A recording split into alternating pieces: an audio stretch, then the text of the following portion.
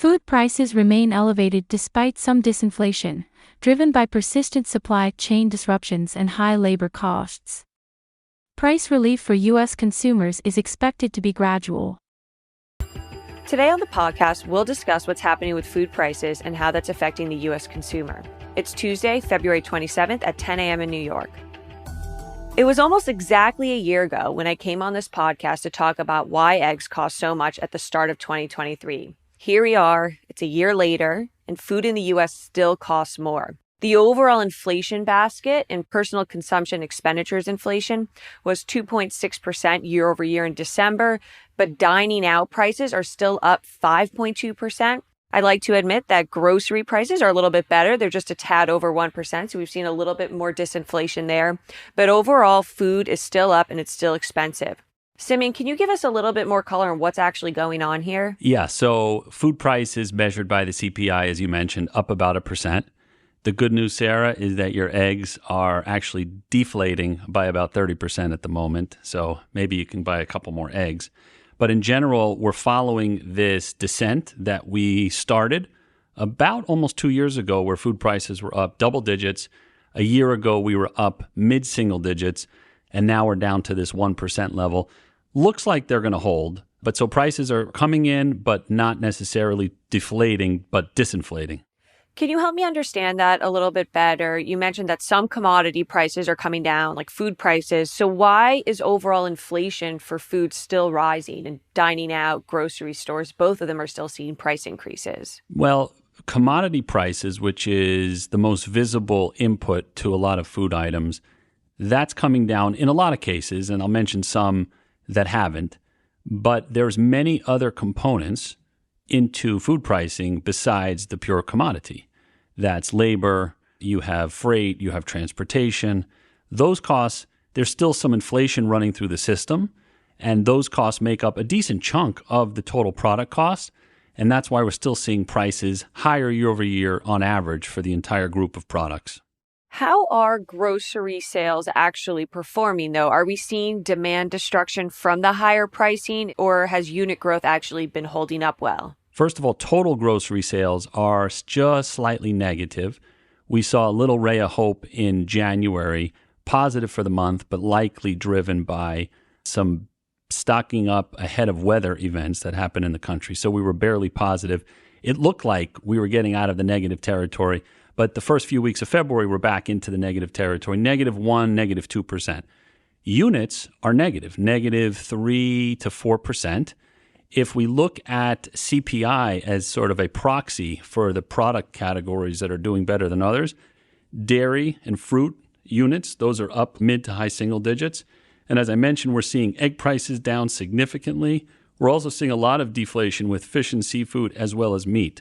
So, and if use that as a way to think about the various product categories that consumers are demanding, but overall industry sales are flat to slightly negative, and we think this negative cadence continues going forward.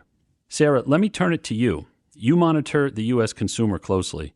How big a bite of the U.S. wallet is food right now? Groceries, eating out at restaurants, etc. And how does that compare to prior periods?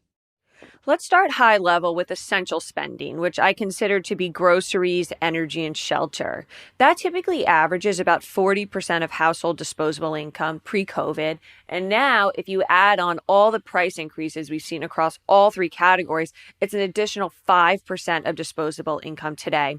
And this matters a lot when you're a lower income household and already over 90% of your disposable income was going towards these essential categories pre-COVID. If I look at grocery prices alone, they're up 20% on average since the start of the pandemic.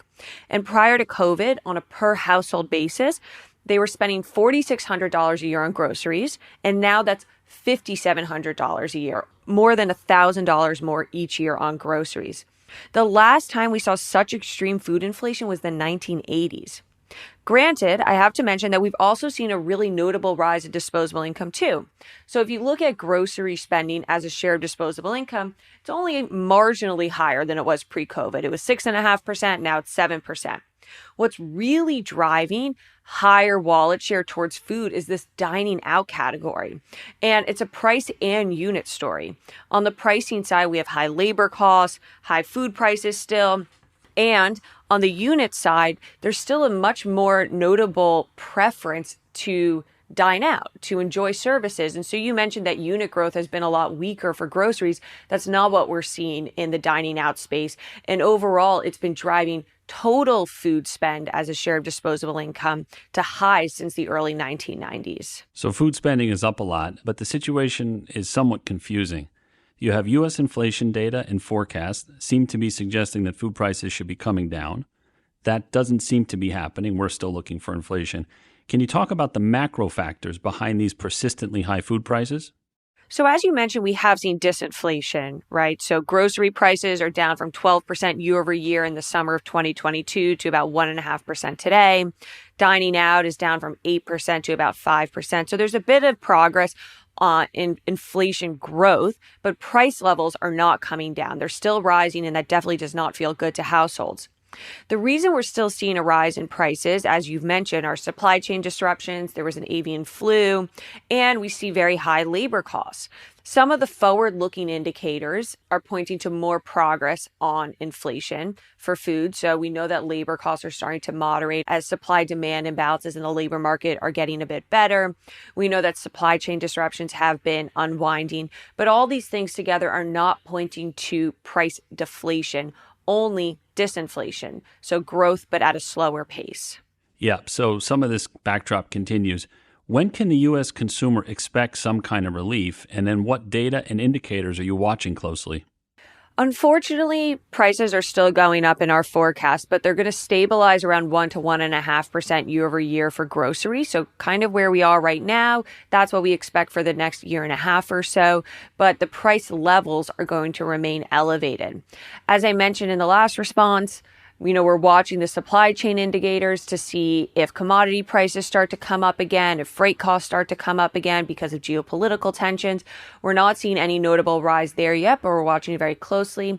And we're also watching what happens with the labor market. Do we continue to see slack in the labor market that'll bring down wages and bring down labor costs?